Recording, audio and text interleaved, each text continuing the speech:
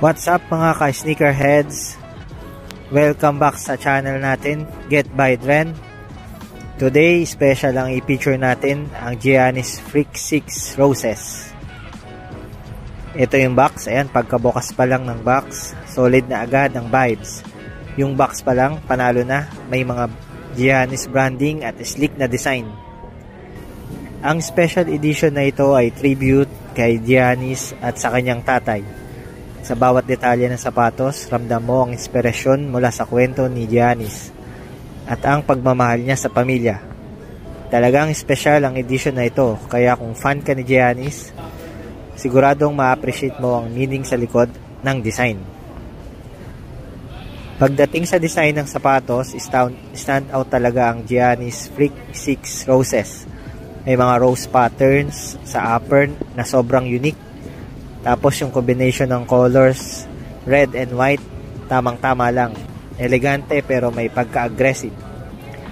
Yung materials, premium feel talaga. May halong synthetic leather at mesh na nagbibigay ng tibay at breathability. Perfect ito para sa intense na laro.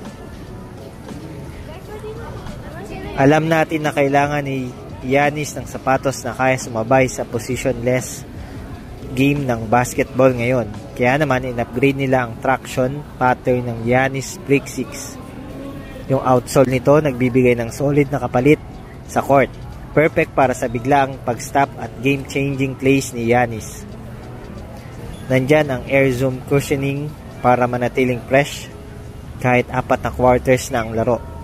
Kung ikaw ay naglalaro sa outdoor courts, siguradong tatagal ang sapatos na ito dahil sa extra durable na rubber outsole.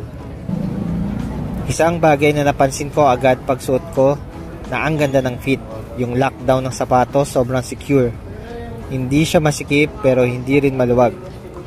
Sakto lang. True to size pero if malapad ang paa, suggestion ko na mag-add ng 0.5 sa inyong true to size. May heel padding kaya comfortable kahit sa matagalang laro. Kung fan ka ni Giannis o naghahanap ka ng sapatos na perfect sa all-around na laro, highly recommended ko itong Giannis Freak 6 Roses. So ayan mga ka-sneakerheads, ang review natin ng Giannis Freak 6 Roses. Isang sapatos na hindi lang basta performance driven, kundi may special na kwento rin. Ano sa tingin nyo? Pick or pass? Comment down below. Don't forget to like, share at mag-subscribe sa channel natin para lagi kayong updated sa mga latest sneaker reviews.